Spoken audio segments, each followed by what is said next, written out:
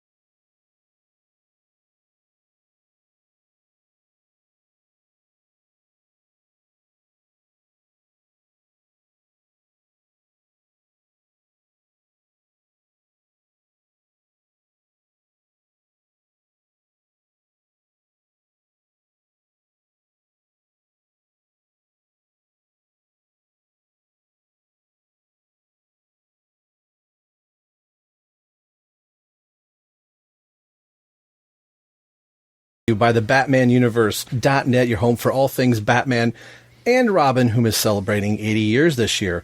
We're part of the Batman Universe Podcasting Network. We're also associated with Batman on Films Podcast Network at BatmanPodcastNetwork.com. So between the two universes, you have a whole universe of Batman content to enjoy. You can get a hold of us on all the social media outlets. We're on Facebook at Facebook.com/EveryoneLovesTheDrake. We are on Twitter at ELTD Podcast. We have an Instagram page, and I always make fun of this. If you want to send an email old school, you can do so at robineltdpodcast@yahoo.com. Like I said, I'm your host, Rob Myers, and I've got two friends from two different podcasts that I both happen to be running and hosting with almost essentially the same name. So we've got Terrence from this show. How are you doing today, Terrence? Doing great, Rob. So from our sister show, we've got Jay Yaws from Everyone Loves Young Justice podcast. I knew these two names were too close. So Jay, how are you doing today? I'm good, Rob. Thanks. So for this episode, we have a very special guest on the show that previously on our last episode on 109, we did the Robin 80th anniversary special, and surprisingly, there were a few names that were not on the book. So our special guest today for the show is a gentleman who was born in Alberta, Canada, and has been drawing since early childhood. He has taken a one-year animation program in North Vancouver that involved 13-hour days and nights that he spent time drawing and honing in his portfolio to prepare him for his future career. After studying computer science, he decided to take the plunge and work with family and friends at a photography studio in Los Angeles while trying to break into the comics industry. After receiving some great feedback at Wizard World Convention, he revamped his portfolio for San Diego Comic-Con, meeting the Aspen Comics crew and going to work with them on such projects as Fathom and Soulfire. In 2009, he made a move to Toronto, where he started to work with DC. In 2010, he joined the Royal Academy Industry and Design in downtown Toronto. His 2 years on Red Robin were a dream come true as the fan of the Bat series, and it was a chance to work on characters that were close to his heart. He's worked with Aspen Comics, Boom Studios, IDW, Marvel Comics, and of course DC on such books as Huntress, Flash, Batwing, Superboy, Nightwing, Rebirth Era, to name a few. So let's not forget the fantastic Red Robin Pre-New 52 series. It's my pleasure to welcome Marcus Toe to the show. How are you doing today, sir? Fantastic. Thank you for having me.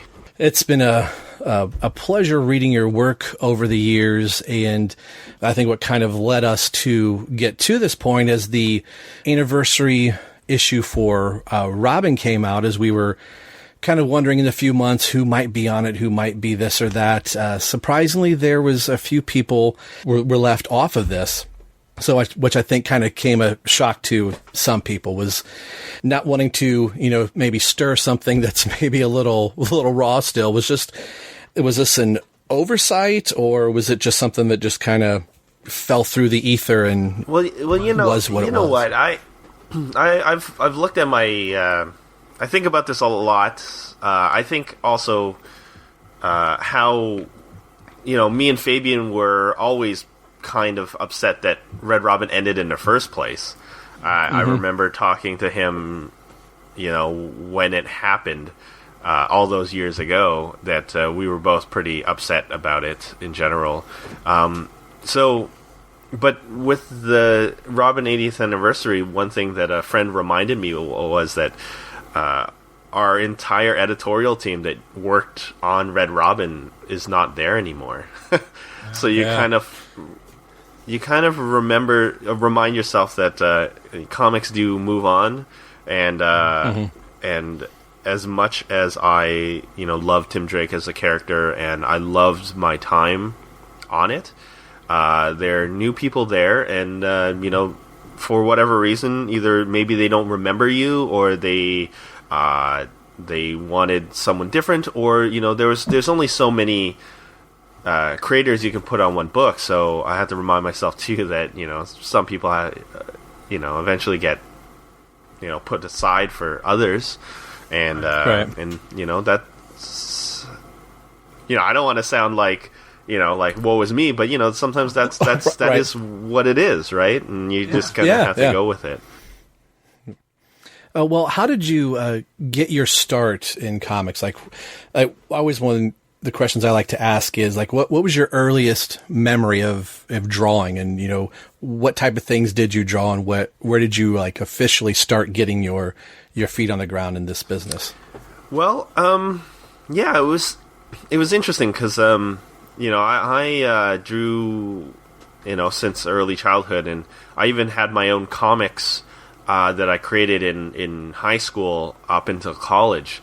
And when after schooling didn't really work out for me for different reasons, probably my own fault really, that I kind of made a decision, like, what is it that after everything's said and done, what would I want out of my life, right? And I kind of came to the conclusion that comics is the thing that I've always done and wanted to create, so why don't I basically double down on it and just put my whole effort into it. I think I was about 18, 19 when I decided to really just start hitting up conventions, and then start really building a portfolio, and that brought me to LA, and that brought me to Aspen Comics, and that San Diego that year, I think it was 2003, was one of those kind of situations where I paid my own way to go there. I paid for my hotel, and I paid. That was back in the day when you can still get a Friday pass at the box office. yeah. Like you could just. What is this crazy world you live in? I know, right? So at the time I only had one day off for that time off work. Basically I had to go back on a Friday, but so Thursday was the only day I had in at San Diego, and I didn't really know what I was doing. I hit up a couple other smaller shows to kind of help push my portfolio a little bit better, but San Diego, it's its own thing.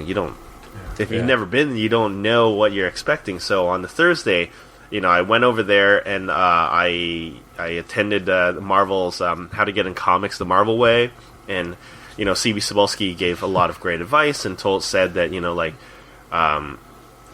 there's portfolio drop-offs at the booth. And then, so I dropped off my portfolio to both DC and Marvel, and both of them were like, come back tomorrow to see if your your name will be written on the board. But I didn't have a hotel room, and I was supposed to go back to work on Friday, and I was working in LA at the time, and I had nowhere to go. So I was just sitting there thinking on the floor of San Diego. I wasn't caring about anything but then getting into the comics industry. I didn't even look around that day. I didn't look the floor. I didn't look at anything. I just hit up those few companies, and then dropped off my portfolio, trying to think whether or not I should come back tomorrow. Because what's the chances, right? What are the chances that you come back tomorrow? So I was like, you know what? After about an hour of thinking about this, I have to take the chance. So I spent the rest of the day driving around San Diego trying to find a hotel room. So I found a hotel room outside of San Diego in a city called National City, and it's just like this dumpy motel room. And then I couldn't sleep. I was just so nervous I could not sleep the entire night. So I got back the next day on the Friday, and funny enough, DC didn't put my name up. It was Marvel that had my name that they wanted to see me for an interview. And I stood there staring at my name, thinking to myself, what's the possibility that there's two Marcus Toes applying for this job? So I said, right. And that's where I met C.B. Cebulski for the first time. And at that point, he wasn't even talent scout yet. He was just, not just, but, he was still early in his career at Marvel. And he was, like an assistant editor. And so he gave me a lot of great advice, came back, and...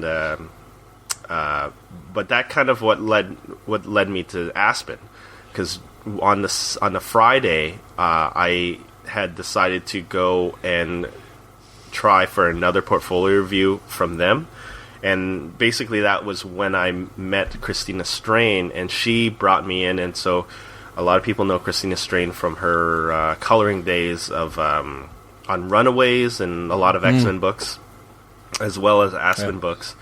And now I think she was part of the writing team for the Magicians TV show. And so, yeah, she brought me in. And from then on, Aspen kind of brought me and took me and gave me a shot, to start honing my skills as a comic book artist. And kind of from there, that's how I got my start in comics. Yeah. Real quick before you go, Jay, what would you draw for a portfolio going to Marvel, DC, and Aspen? Would you draw company-specific characters or just your own creations? Well, for me, what I did was I did a little bit of everything, right? I had a Spider-Man story and a Superman story, and just all made up myself. Like, I had, I think, 3 or 4 pages of a story, so... Basically, I would start off with, Mary Jane and Peter having lunch outside in downtown New York, and, in the distance, you see cops go by, and then Mary Jane kind of, gives Peter a nod, and Peter runs off, and then Mary Jane's left alone to eat her lunch. And then the next shot is the Dr. Octopus robbing a bank, and then Spider-Man comes and thwarts him, and then that's it. And same thing with Superman, where Superman, very, very basic... easy storytelling techniques, but it kind of shows a variety of things, from the slow scenes from the beginning of an intro of the character, and very apt to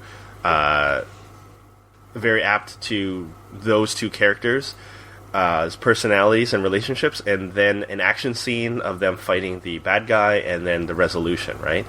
And then I threw in a zombie short comic that I did, and then a romance short comic that I did about a breakup I had around the same time.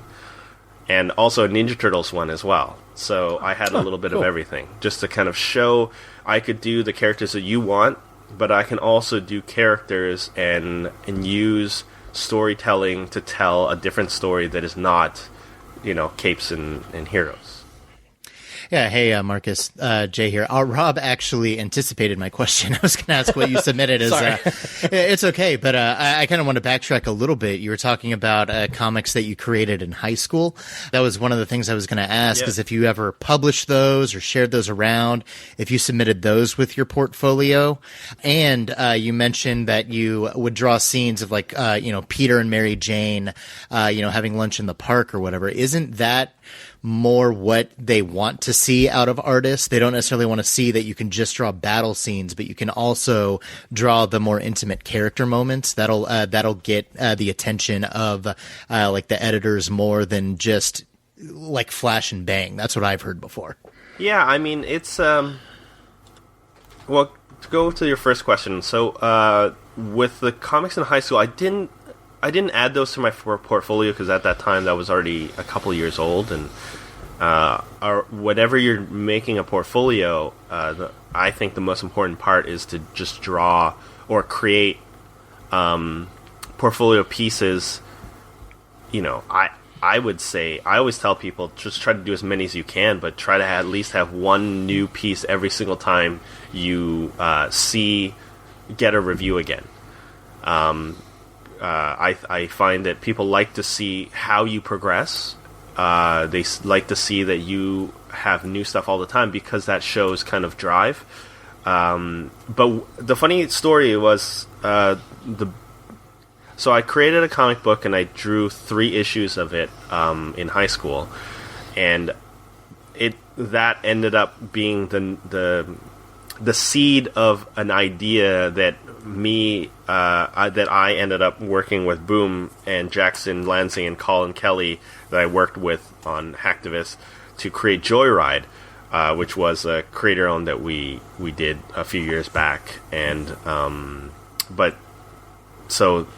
You know, we took kind of the heart of that story and then revamped it to make it, you know, readable. Because I mean, honestly, I look at the comic book back when I did it in high school, and you know, it's typical stuff in when you're just learning. You know, everything looks like somebody else, so a lot of it was stolen from like Joe Madureira style, and you know, like different things like that. Very Star Wars heavy, all those kind of things. But that's okay, because, you know, like, I really believe that, you know, it's never a bad idea to put an idea on paper, because you can learn a lot from it. And but from that, for portfolio pieces, when it comes to slow scenes, I think that whenever people look at a portfolio, it's really everything, right? Because storytelling is the key to it all. If you can't tell a story with your art, you really shouldn't be in comics, in my opinion. Right. I mean, that might sound harsh, but really, that's your job, right? Your job is to tell a story. Yeah. So you're working with the writer to tell, and the letterer and the colorist and everybody to tell a sequential story. Yeah. So it is very important. And it's like a mix, right? So they want to see that you can do that, but also tell it in an exciting way without, you know, like it's easy. I wouldn't say it's easy, but it seems a lot simpler to make a page look exciting with, you know, a lot of action scenes, you know? But you can really make a scene pop, a slow scene pop with good storytelling, you know? So I think it's really about that. And for some people that maybe don't understand it, using the terms like, you know, we'd rather see you know, show us good talking scenes than fighting scenes is kind of an easy way to just to kind of push the idea that you need to work on this part. Let's ignore the, you know, the superheroes for now, and then you focus on this. But in any portfolio, you should have a good variety, but based around the job. So with my portfolio, I didn't put any pinups, because my job wasn't a cover artist. My job was a comic book artist. So I just had, you know, different stories and everything, but everything revolved around the story, right? So that's how I molded my portfolio for that. Cool. Hey, Marcus, this is Terrence. Thanks so much for coming on and talking with us. I had a kind of a different question for you, because I was looking in your biography. It said you were born in Red Deer, Alberta, which was halfway between Calgary and Edmonton. So did you grow up a Flames fan or an Oilers fan?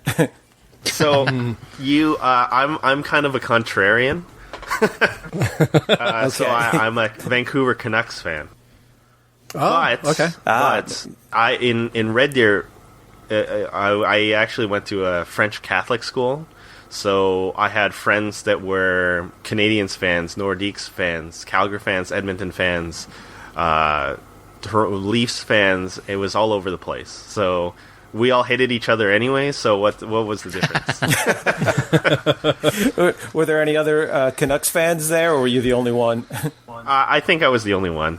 But so I've always really truly believed that, like, you know, around the times between when you were 10 to 13 are really pivotal moments for, and I can't speak for women, but for boys, I feel like those are the times. So all those few years of what you liked, I feel like really colored you who you are now. So between 93 to 96, so I was a big Kings fan because Gretzky was Gretzky, and when he was in the finals that year in '93, I was like really into the Kings. And then the next year, Vancouver like came out of the water, and Pavel Bure was just, you know, electrifying, and that kind of transitioned me to being a Canucks fan because, you know, Gretzky was already kind of older at that point, and then you saw the young guns coming in, and as you know, like an 11, 12-year-old, those are really pivotal moments of you, and I felt like the same way because that was the same time when I was introduced to, you know, the X-Men and Spider-Man and the Ninja Turtles and stuff like that, and those really made me a fan of comics as well as hockey. Yeah, stuff like that just gets in your DNA, and you know, being 40 blah blah something, now you like look at all the action figures and comic art on the wall and stuff like that, and my wife's like, why does something like that still permeate with you? It's like it's that tangible piece of your childhood, which, like you were saying, not sure about, you know, girls. I don't think my wife really had those type of things. She had things that she liked, but for boys, we want to take it and own it, and that's the thing that we live and breathe. And you can see that in artwork from somebody, from you being a creator. You can see that stuff getting poured into your artwork. Yeah, for sure. What were the events that led you to DC, being at Aspen? Like, where does the ball start rolling? That is Red Robin, if I've read this correctly, was that your first DC work that you land the Red Robin title, or did you have something like an interim in between? Well, basically what happened was, and this goes with kind of how I've always taken my career, because I'm very passionate about comics and the industry and making it a career, and I take it very, very seriously, even from the beginning. So pretty much right from the beginning, when you started going to conventions, I took that as an opportunity to meet as many people as I could, and this didn't always necessarily mean my heroes. This meant anybody, you know, editors and inkers and writers. I just wanted to kind of know people and get more information as much as possible, because I wanted this to be forever, you know. I wanted to know more and to be that sponge to learn from people that have done other things. So I think it was the San Diego following, and I've been with Aspen for almost a year, or about 6 months to a year at that point.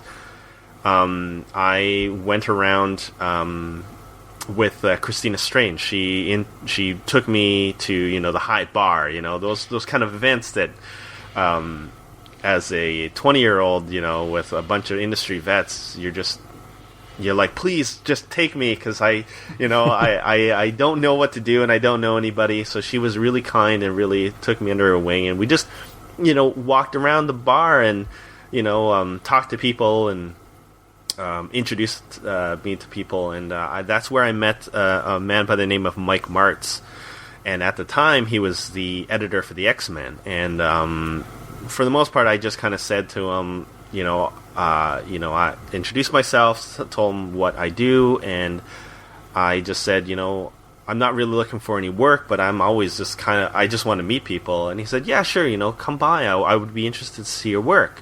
So I went by the Marvel booth, and he, took a look at my stuff and liked what he saw, but he was like, work on this. And I said, yeah, totally. And he's like, here's my card, and, keep in touch. So through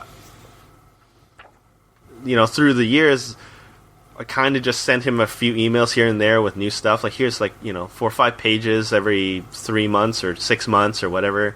And that ended up happening for 3 years, right? And around this time, Aspen was going through some hard times, and Mike Turner had passed away, and the company was really up in the air. So I had no work at that time, and I reached out to Mike, and at this point, he had moved to DC at the Bat office. And because I've kept in contact with him, he was he already knew what I was about, and he already knew that, I've had books under my name. And so he said, what I can give you is just a short story, a 4-page short story for this Batman annual called the Batman 80-Page Giant. And I was like, yeah, sure, I'd be happy to do it. And he said, there's no real deadline on it. We got 2 months to press, so you could just, 4 pages, just do it and send it along. And I said to him, that's cool, but I can, honestly, it's not going to take me that long. I can get it to you next week. He said, okay, no rush. So I got it done, and I got it to him next week, and he was really impressed by kind of how well I was able to complete the task. And from there, he just kind of said, we were looking we're looking for a new artist for a book called Red Robin, and I was impressed by your ability to stick on a tight deadline. Do you think you'd want to do it? And I could not believe seeing that, reading that email, because I didn't have a lot of money growing up, but some of the books that I did pick up obviously were Tim Drake era Robin series is in the 90s, and guys, and Young Justice was big as well, and I jumped. I couldn't type that email fast enough to say yes, and so from that point, he just said, we're waiting on stuff. He didn't tell me what happened. He just said, we'll get you a script next week. Start working on some covers. We'll get back to you. And from that point, it just kept going, right? Red Robin just kept going, and I was incredibly happy. I could not believe how lucky I was to land something like this with a character that I've loved for a long time as my first project. That was just a dream come true. So that's basically how that kind of started. Marcus, I don't know if you remember, and if you don't, that's completely understandable. We've actually spoken before. A couple of years ago, I interviewed you and Tim Seeley right before the Return to Bloodhaven arc for Nightwing, for BatmanNews.com. Oh, yeah. So, I just wanted to put that out there that it's hey, we've talked together before.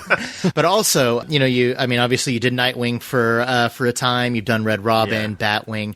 You've handled a lot of, Bat family characters for sure over the years and everything. Is there another, Batman title or even another DC title that, if somebody said, draw whatever book that you want, that you've been dying to draw ever since you were a kid? Oh man, there's so many though, right? Because it's funny, because I as much as I'd love to try my hand at Batman, I probably would set that aside for now. I mean, there's you can go down the list, Teen Titans I would jump at.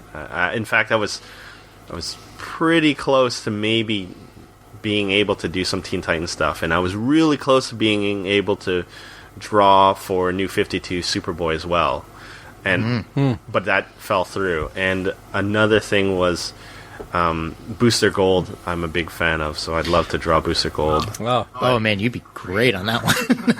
But most recently, because of a lot of the coronavirus situation, I actually thought about a Superman story, because this is uniquely one of those things that I feel like Superman is. A story like this, not necessarily a virus, but the idea that Superman, who can do anything, there are some things he just cannot do and he still has to be the hero. Like, those kind of stories really resonate, where a situation arises where all the things that you're good at, you mean nothing. You can't save anybody, even though you're capable of all these great things. And what would that mean to Superman if something like this were to happen and he is powerless, even with all the power? But even still, Superman would still be the inspiration he needs to be. Exactly. So, that would definitely be a great theme that everybody needs to hear right now. So I like that. I've been into Superman a lot more lately than I've ever been up until a couple of years ago. So I'm totally there with you. I'd love to see something like that. Well, yeah, like you said, especially now, I think those stories really resonate with people because of that. Absolutely. Marcus, I had a question for you, because it's kind of tying into where you were left off kind of in your career, because my first introduction to your art was in the cover of Red Robin #6, and I kind of got a little angry with you at it, but this is my problem, not yours, because I first looked at it, I'm like, this is an amazing cover, Tim looks great on it. He's standing on this cool gargoyle. The buildings and in the background look awesome. And then I noticed your signature, and your last name is my initials. My initials are T.O. And I used to sign stuff with a T and an O kind of together. And mine was a little bit different. But then I looked at him like, oh, man, that's my symbol. He stole my symbol here. So I don't think you really stole my symbol. But I was taken back a little bit. And I was just kind of curious, where did you come up with that? And how did you start using that T and the O interlocking like that? Well, here's cool. the funny thing about that, and someone stealing your symbol, was that in high school I came up with an M and a T, right? Where the T overtopped the M. But when there's two people that kind of did the same thing, where do you remember Tracy McGrady, a former basketball player? Yeah. He ended up taking one where it had exactly the same T with an M, like kind of inside, almost like a box, which is like, oh my god, that's exactly what I designed. And then the opposite way of it was Tiger Woods, but it's the W on the bottom instead of, because it's basically the same except for flipped around. I was like, oh my god, I can't use that anymore. I can't use it at all. So I decided instead to use the T with the O inside, because I don't know, I was just a punk ass kid, and I thought it'd be kind of cool to be like Prince or something like that. So all these years I've been mad at you. Yeah, all these years I've been mad at you. I should have been really mad at Tracy McGrady. Now I knew who to take off and put on my enemy list. Yes, yeah. And your name's not long enough to pull like a Walt Simonson or Ryan Stegman and make it into a dinosaur. Yeah. I think that's what the both of them do. Oh, man, there's some great signatures out there, though. Do they sign books like that, too? I mean, I feel like that takes a long time. I'm pretty sure, yeah. There's some. I know I got to meet Jim Lee last year, and his signature that you would see like in the comics differs, greatly from, probably when he's signing, 9,000 copies or whatever. I get it. But I think most people, like I ran across Eddie Barrows last year, and his signature pretty much looks fairly the same, and I've don't have anything signed by you, but other things that pop up elsewhere. I see your signature and like, oh, that looks like the same that it is on the book. So I think that's pretty cool to see that replicated, that it's just not something that's stamped and done when you meet somebody.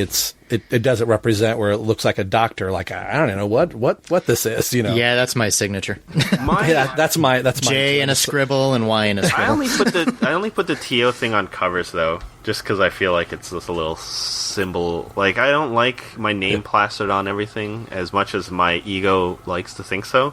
But the TO thing I just kind of put on covers. So when I sign books, it's just my regular signature, really. Oh, gotcha. I don't know if you noticed, my issue of Red Robin #9 that I had here too has a different artist on the the cover of it says Ramon Box, but then it's got the TO on the front, and inside it says Marcus Tau Penciler. So I don't know if that had to do with not wanting your name on things or not, but that's kind of funny that the issue we pulled has the wrong name on it. The funny story about my life at DC was that this is not the first time they accidentally messed up my name or... Oh. Like, if you look at some other issues, some of them say Marcos Toe. And some of them say Marcos Toe on the cover, and then Marcus Toe on the inside, and I don't know, man. Is it one of those that you just got to go, all right, that's still my pencils, that's still me, but then your friends look at you and go, nah, that's not you, man. It says right here in the book. Well, I mean, I understand, comic books is a funny industry where sometimes, different parts of it don't talk to each other, so post-production maybe got a file from somebody that misspelt it and then put it on, and whatever the case might be. So, I can't. Don't feel too bad. Our local newspaper, when they type in water, it's WADDER. So I'm like, if our local newspaper can't spell water, sure, then at least you're in something that is a lot more popular than our Findlay Courier right at the moment. Yeah. I mean, this stuff happens, so I mean, you got to take it with a relative levity about it. Well, Terrence had brought up Red Robin #6, and one of the things I'd asked you if there were some things that some work that you had done on the Red Robin title that you really liked, and these were two books, being 6 and 9, that we had pulled to kind of talk about. So not that we can go through all 22 pages or whatever, but at least as far as the cover for 6, I mean, Jay and Terrence have both said it too. That's just this great shot of Tim Drake Red Robin on top of the gargoyle. Was this one of those things when they said, just go ahead and start doing some covers? Was this one of the things that you had done, or did you, when you're doing covers, is it more led to you, or do you get something from Chris that says, okay, give me XYZ, and then however you've come up with it?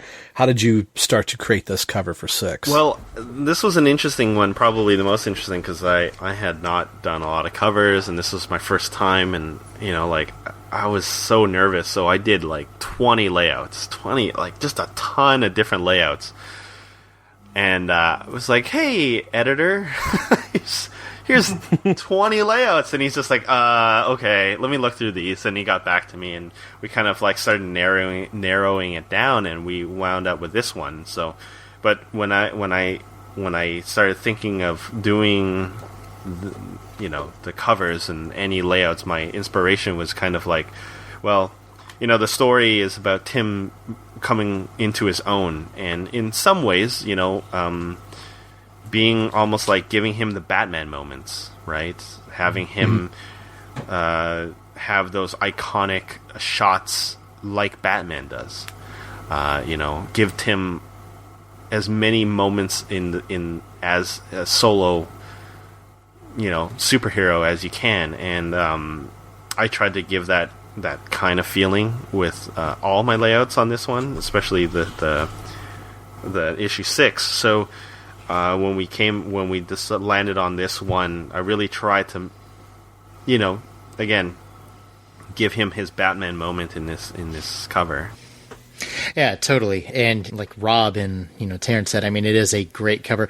Also kind of in Tim's evolution as a character shows that he's, not to speak, down on him being the boy wonder. I mean, we all love Tim Drake as Robin, but kind of the point of the series was him moving away from being directly tied to the Bat family, at least in some ways, because, at least the early part of the series is about him being the only one who believes that that Bruce Wayne is still alive. Yeah. And so he's not a pariah in that nobody else likes him necessarily, but in his mission and drive, he's coming into his own. So it is, a cool representation of the fact that here he is as his own man now on his journey. So yeah, I'm just echoing those thoughts there. One thing I had a question about is like this whole the Council of Spiders. Did you design any of those characters yourself, or were they kind of already there for you to work off of when you came on the book after Box left, or was it kind of a mixture of the two? I don't really remember, to be honest with you. I came up with most of them, at least. I know that, for the most part, I came up with, like, the majority of them, how they wound up in the final page. I know that, some of the other characters in the first issue were basically all of them, in the first issue were somebody else. Was Ramon Bach, but yeah, I came up with I can't even remember this guy's name, the dude with the Wolverine fingers. Yeah, I was going to ask that too. Pull up a fancy little database, see if they have an answer for us. It's been so long. I can't believe it's been 10 years since this thing ended, or something like 10, that. Yeah. Wow. You know what? When I think back about this too, is I think one of the reasons why I care about this book so much is because in my personal life, this was also around the time where I had to start making decisions to where I wanted to be and who I wanted to be as an adult. I started working on this I think I was 23, 24.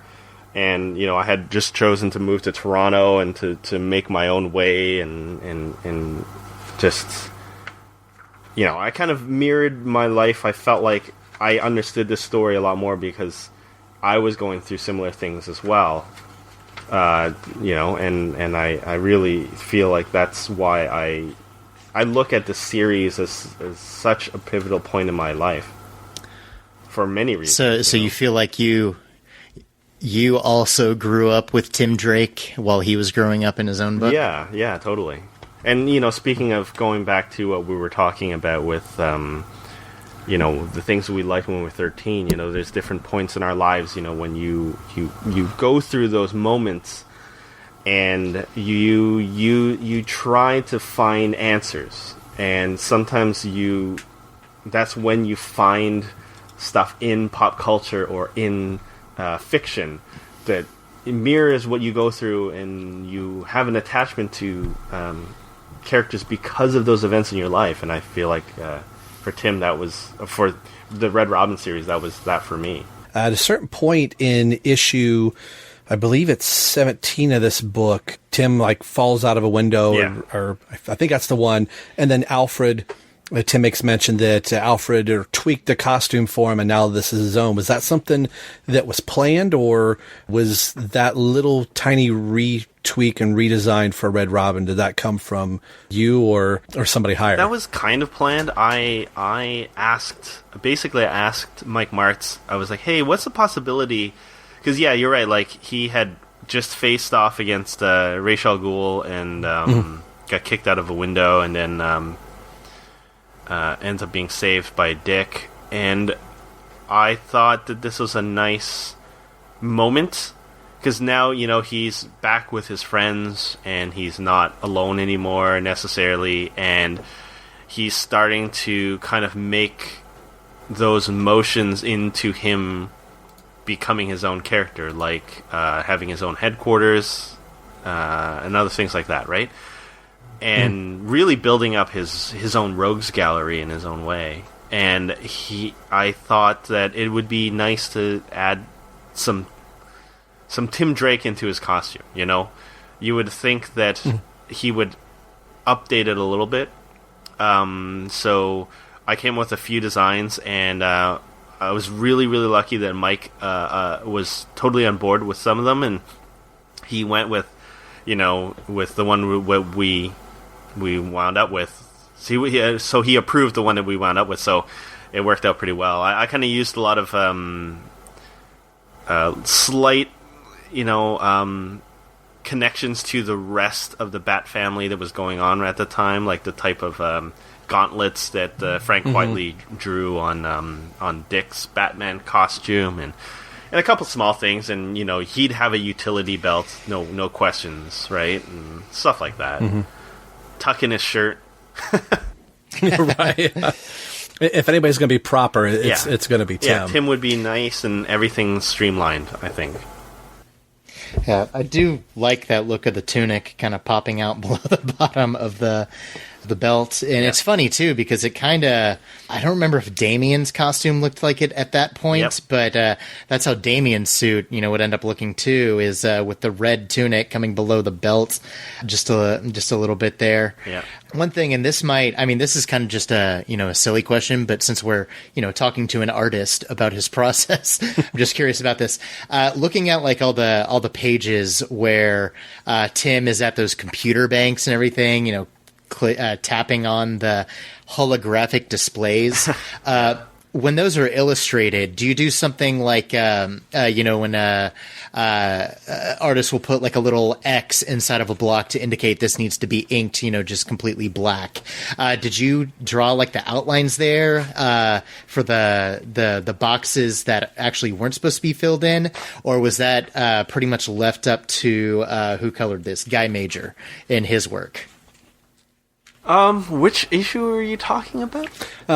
This is issue 6. Issue 6.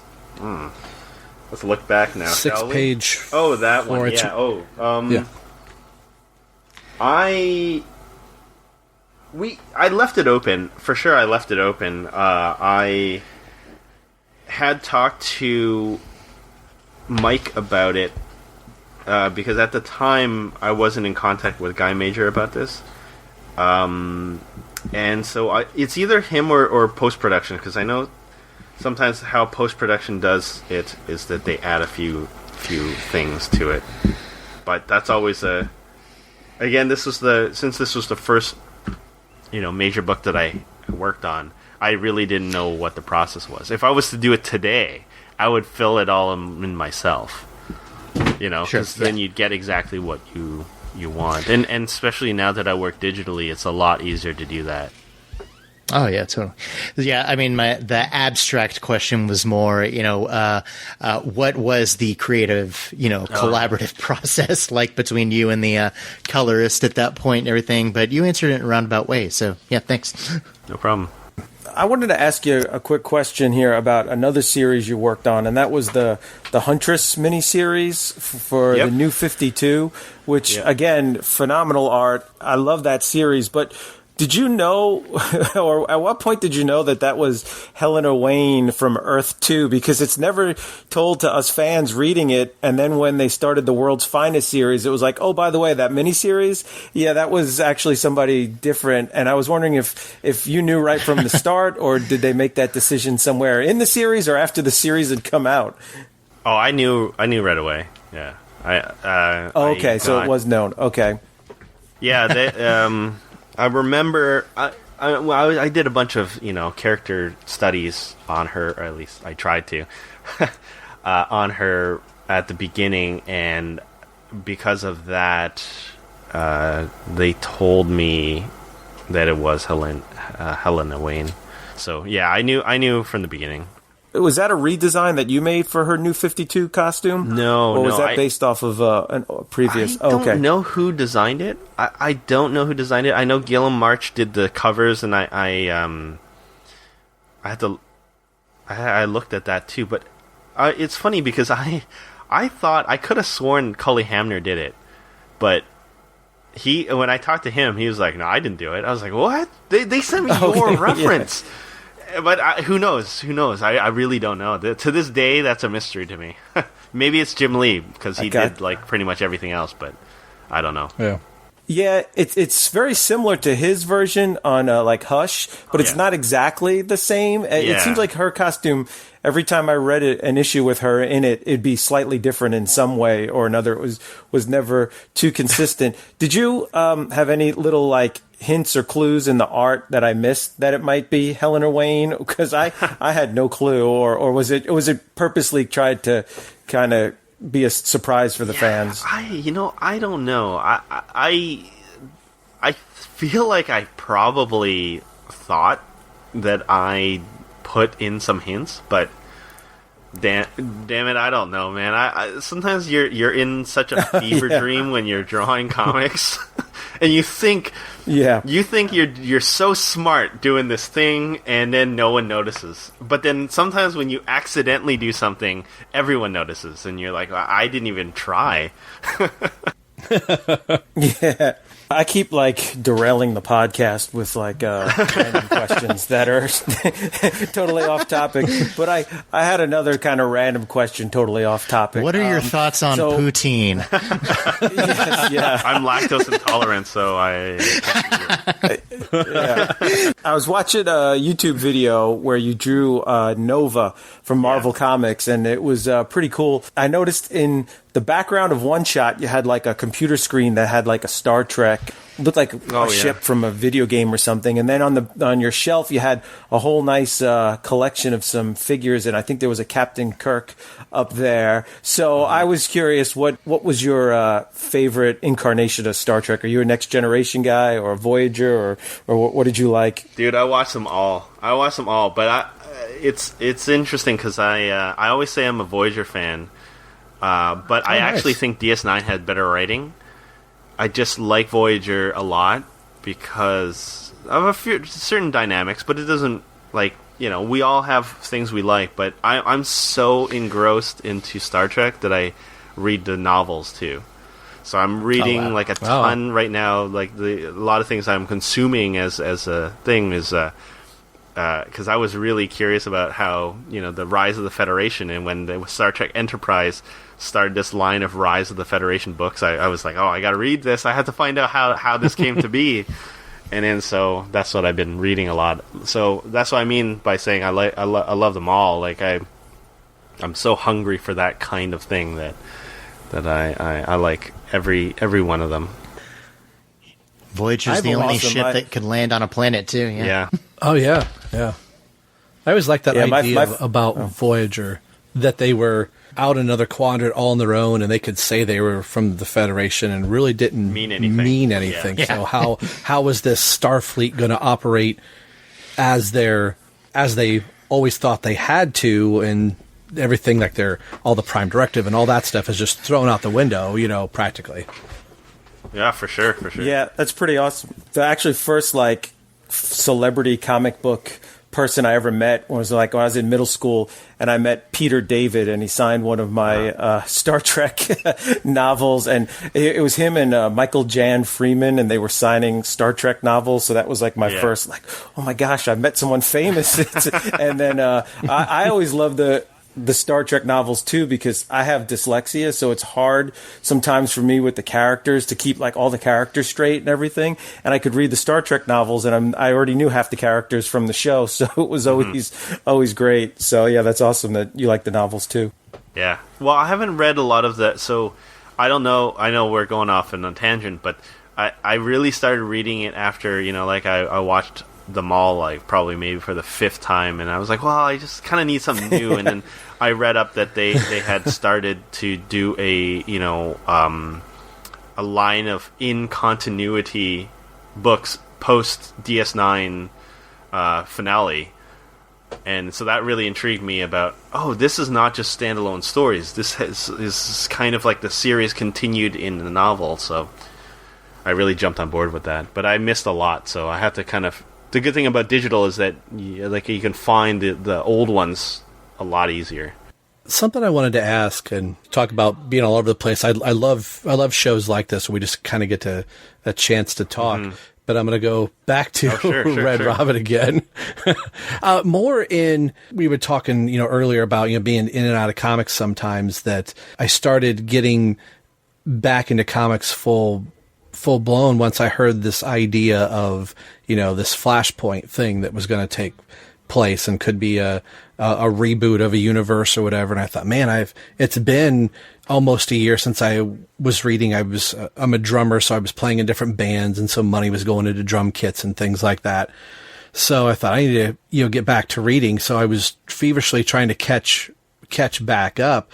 At what point during your run did you know that there was going to be this new event? Was it the writing on the wall that I got to put all my, blood, sweat, and tears into this these last few issues? Did you know they were going to be the last, or were you thinking, all right, this is going to be cool, we're going in this next adventure? I was just kind of wondering, as the New 52 was being formulated, like how far in advance did you guys know that, all right, 26 is it, and that's done? So I just don't know if you could speak on that a little bit. I basically knew around issue 22, 23 that we were ending it. I'd be honest with you, that was a pretty kind of a hard time for me, because there's a few aspects to that time period, but like getting that phone call was pretty rough, and so we wanted to finish it. We wanted to finish it as good as we could. Me and Fabian, Fabian did such a great job trying to give the characters a proper ending. He had planned for seriously another 2 years worth of stories, and he wanted to set the seeds. Wow. So when we knew that we were being canceled for the New 52, he was like, you know what, I just want to wrap this up. I want to try to wrap up all the threads and try to, make it all finish and give the fans an ending. So, which was awesome of him to do, and so we tried to cram the last two or so issues to, to just give a proper ending, even if some of the things were a little bit rushed. But what are you going to do, right? What can you do? Right. So. Yeah, I just wanted to say I really appreciate that about Red Robin and how you guys ended so strong. There's been so many titles that I've read and really enjoyed, and they had a great, artist and writer team, and then the last few issues just fizzle out, and there's fill-ins, and it just kind of ends with a whimper, not a bang. And Red Robin, and I know I heard Brian Q. Miller talk about his Batgirl run had kind of a similar ending due to the New 52, and they kind of ended strong as well. So I always felt like Tim Drake kind of got the short end of the stick, because his Robin run was successful and ended not because people weren't buying the book, but because they made this change to Red Robin and Damian Wayne, and then the Red Robin book was strong and people loved it, but it got changed due to the New 52, and then I wonder, what did you think of the New 52 Tim Drake costume when you first saw it? Well, as I say this, I'm going to say it as best as I can, but I was pretty upset in kind of how it all happened, and I never really got a chance to jump back on to Tim Drake with the New 52. So like any breakup, I had to stay away from the character for a little while, right? Because it's hard, because it's personal. It's something that meant so much to you for time, and it kind of ended like any breakup, like I said. So I read, I think, the first couple issues of Teen Titans. I read Batman, and I just kind of didn't have any opinion on it. I just kind of said, you know what, it's not mine anymore, and I kind of just left it at that. I know it might sound a bit petty, but I had to do that for my own sake. I had to move on, and I had to. So the costume itself, I don't really have much of an opinion, though I don't really understand how the wings work per se. But it's a different neither do look. we. Yeah, it's a different look, sure. But I think they did a fine job with it for what they wanted, for what DC wanted out of the characters, and that's it. And I had to basically walk away from that point, and never again have I drawn Tim Drake for DC. So that sounds sad, but it kind of is, but I never got a chance to do it again. So that was a very diplomatic answer, I think. Yeah. I was just going to say, if I get the chance once, conventions become a thing again and you're around the area, I've got a blank 60th anniversary cover that maybe some way we can get a Tim Drake on there. Sure. I did want to talk about issue 9. Something you brought up right before we started recording was that I'm all about shipping Tim and Cass.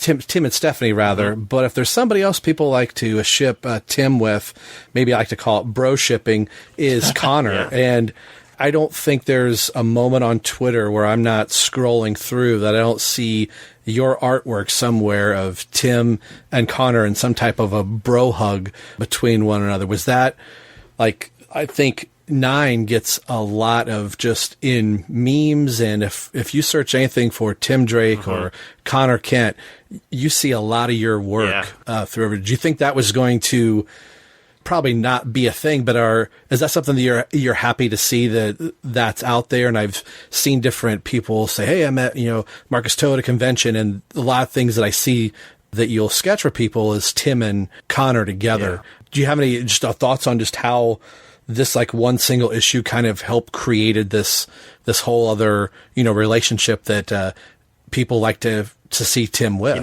That's the funny thing. Like it never occurred to me any of this.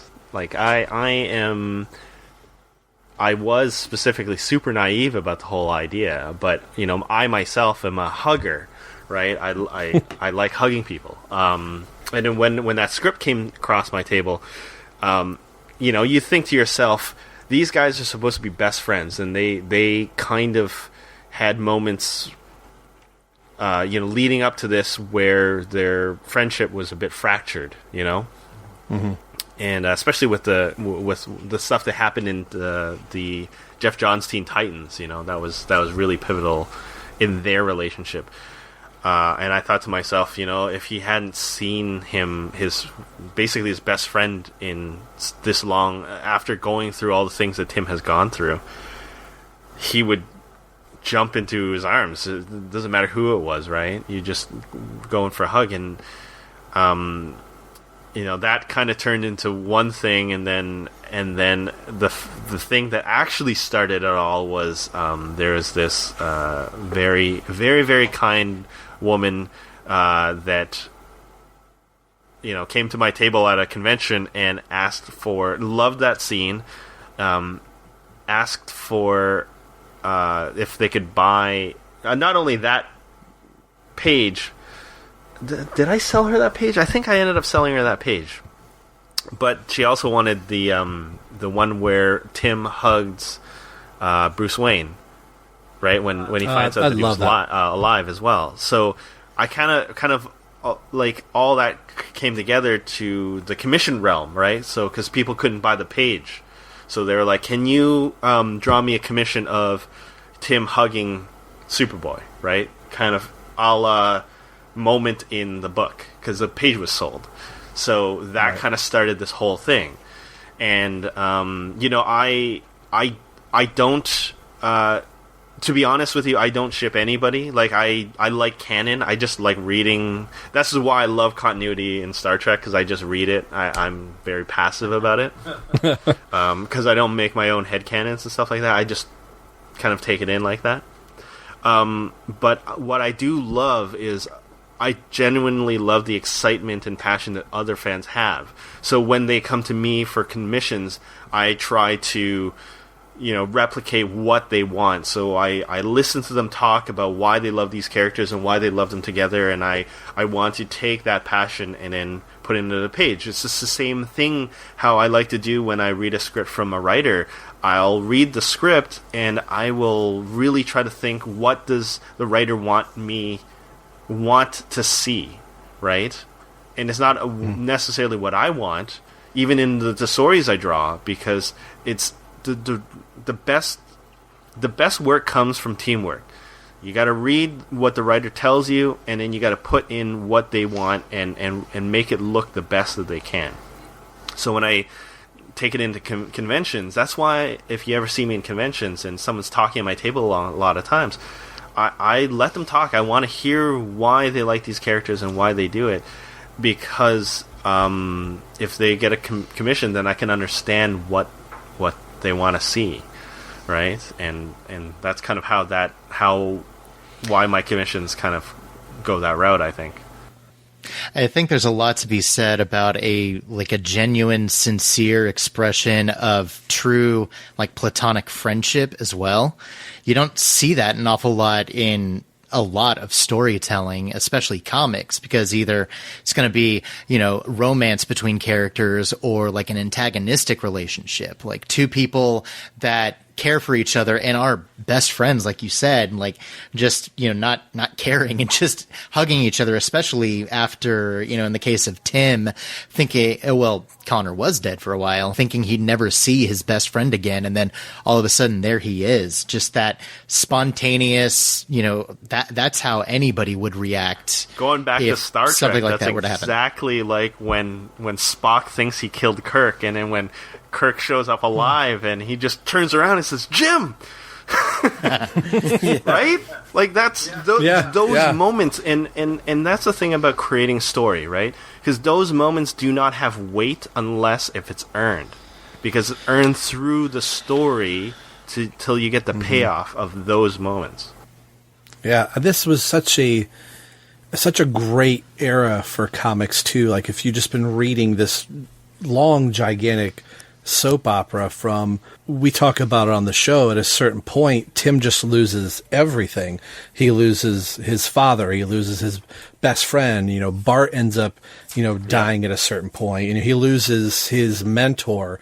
So when these things fall back in Tim's place under the right hands of the writer and artist, and this book being one of them, you get to draw a couple of those moments of Tim seeing Connor for the first time again, and then the big one that I see that I use on Father's Day. Yeah. I'll take that Bruce and Tim hug and I'll send it to my dad. Yep.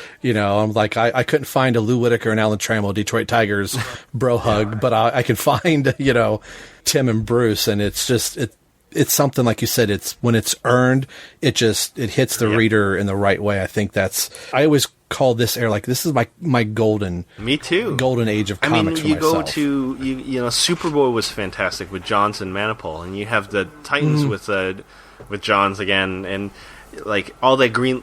Hey, let's just say Jeff Johns wrote everything gold at that point, I guess, because Green Lantern was wonderful at that time. I never read Green Lantern before then, but when he was on Green Lantern, that was such good writing. And Quietly on Batman. Anyway, that era of Batman was so good too, because I've never been more interested in Batman from that point either. So there was a lot of good stuff. But are we those old guys now that said, "Well, in my day, this was..." Yeah. Back when I was around, Tim Drake only had one parent. They weren't in witness protection. Yeah. But it was like a golden age of writing for DC, because you had Morrison on Batman and Robin, and then you had Paul Dini on Streets of Gotham and Gotham City Sirens, and you had Jeff Johns. His Justice Society run, the characterizations in those are amazing. So yeah, it was a golden time back in them olden days. Gotham Central was one of my favorite books. Gotham Central was one of my favorite books. I could not... it was so... I was so into that whole thing. Yeah. Very cool. That's fabulous. Yeah. I wanted to say, too, on the artwork, your drawings of Crypto, the super dog. I love Crypto, and I like to collect covers that have Crypto on it. I love your Crypto in here as well. Great job on that. Thanks. Dogs are hard. But he looks like a very good boy, so, You'd think he would be. And then to make the dog flying as well with a cape is, I'm sure, not easy as well. Actually, easier than having him running. Anyone flying is easier than them doing anything, because, the idea, whenever you're drawing people, say, standing even, the simplest things of standing is hard to make look natural, because there is transfer of weight and other things, and it's all over the place. And I We had a question from one of our other contributors that wanted me to ask, seeing Stephanie Brown in here as spoiler. So I did have a question, what it was like, to draw the few times that you got a chance to draw Batgirl Stephanie Brown. So that question's for you, Ian. It was great. I mean, I really do. I'm with you on the. I do like Tim and Steph's dynamic a lot. I think Steph is the kind of, I don't know. She, in her history, she was kind of a mess, but still trying to do her best. And Tim was the best, and still somehow, doing his worst sometimes. It's interesting. Their dynamic is really interesting, and I did really like it. And like I said, it's that era of that group of characters were great. They were kind of in the middle, kind of where Nightwing and Starfire were in at one point when Dick left Bruce. And I wanted to try to mimic that kind of feeling, that same kind of era, but new. So I felt like, Tim and Steph had that, had those moments. And I'm glad to have been able to, be a part of that, time in their lives, I guess, in their fictional lives. Yeah, cool. Yeah, no, Marcus, just to not pull a Terrence here and keep things completely on brand with DC and the Drake, tell us about Excalibur and your favorite X-person to draw. Well, I mean, Excalibur has been phenomenal. It's been great. It's kind of funny because, again, like I said, life kind of takes you full circle again. And, I got my first Marvel interview with CB and Marvel, and my first editor that I met was part of the X office, and somehow I'm back now after so many years of never working on the X books, and so it was really nice to have, and ever since Red Robin, I have unfortunately never done a run that long, and when I started with Excalibur, I told my editors, Jordan and Annalise, and Teeny, the writer, that, look, I am serious about this book, and I want it to go a long time, and I want to be the artist to take it the distance. And hopefully we get that chance. We're going on to, I'm working on issue 12 right now, and if we're lucky, we might be able to get to 20. And if I'm the majority artist of that whole run, I mean, that might be something, Like I did 20 issues of Red Robin with one fill-in, and even that fill-in I fought against. I tried to get them to let me just do the book, but that's for nowadays. 20 issues consistently is not pretty rare. Yeah, that's impressive to do that, like you said, nowadays. Definitely. Yeah, that was a trying to make a joke way of asking you what you're up to lately, which is Excalibur is part of the Dawn of X titles over at Marvel. So if anyone out there is looking for Marcus's work these days, that's where you can find him. Well, totally, and I guess I should do my shameless plug better next time. But definitely, that was my next question is to ask, what's your current projects going on, and where can people find you if they want to chat with you some? Well, my current projects obviously is, Excalibur for the Dawn of X series. It's going on. It was going on twice a month, but now I think they're shipping it slower for a monthly basis, which is great. So that's out in the stands right now, and you can find me on Twitter, Marcus Toe, MarcusTo, and I'm on the Instagram as Marcus Anthony Toe, which is my middle name. And you can find me on both of those, and I post seldomly, but and most of the time Twitter just ends up me talking about either hockey or Star Trek, so but you can which both are fine. Yeah. Well, we all have to have our fandom outside of what our normal work is, right? That's right. Yeah, I just want to say it was an absolute pleasure to be able to speak to you and the comic book gods, with it being Robin's 80th anniversary, like with us going through the classic 90s comics, like the Red Robin series is way off in the distance before we'll get to cover those books. Mm-hmm. And we've been doing some 80th anniversary shows talking about any Robins. And when somebody had alerted me to your tweet about, being absent from the 80th anniversary book, and I sent you a tweet that was like, well, what if we correct that oversight and we get you to talk about your time with Tim Drake? So thank you for taking time out of your busy day. I'm sure we all have to run off and go places. No, I don't think any of us are running and going. I did want to kind of close out with this, not to turn anything political or anything, but with being at home and hearing things, Diamond drops the bombshell about, not wanting to send comics out. So I don't know how much you can say, but what does that do for you as an artist? Are you still just working as you normally have, or has the state of the world changed how you're working as well?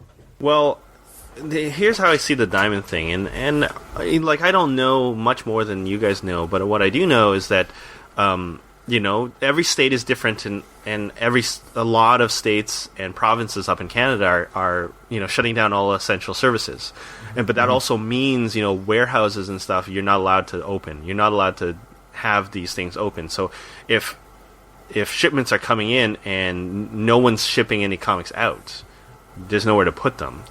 So really, it's the way I see it is just Diamond's doing the smart thing, which is holding everything until they can start shipping things out again. Reopening their warehouses and things like that. And if there's no one there to take in the shipments too, there's not right. Where are they going to go? So, and there's probably so much. There's a lot of.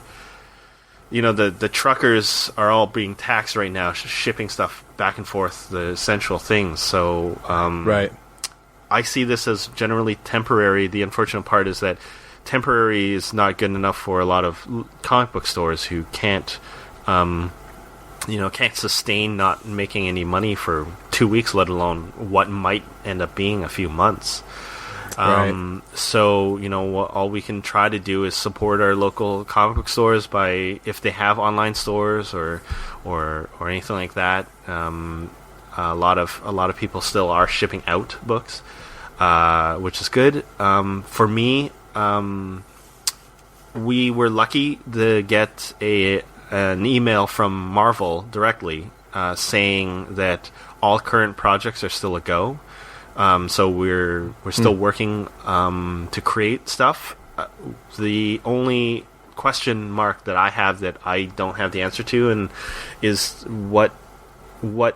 how will this change the landscape of comics? Will this change the way we distribute comics? Will this change the way we read comics and get our comics? And that's something that we will have to wait and see, and how the industry figures itself out. Well, this is a good spot to put a pin in it. Thank you very much, sir, for doing this today. It really means a lot to the three of us. No, it means a lot to me too, and I really do appreciate it. And I've been super lucky to have people still like my work on Red Robin after all these years. It's pretty amazing, and I'm really lucky. So, on the behalf of Terrence, Jay, and our special guest, Marcus Toe, I'm Rob, and you've been listening to the BatmanUniverse.net, and more importantly, you've been listening to Robin, Everyone Loves the Drake Comic Podcast. We'll see you in a few weeks. Take care. Bye. Thanks for listening to Robin, Everyone Loves the Drake Podcast. This has been brought to you by the BatmanUniverse.net. Tim Drake, Robin, and all Batman-related characters are under copyright of DC Comics. This podcast is solely for entertainment purposes, so no infringement is intended by this show. This show is not a good revenue stream. Actually, there's not a stream at all.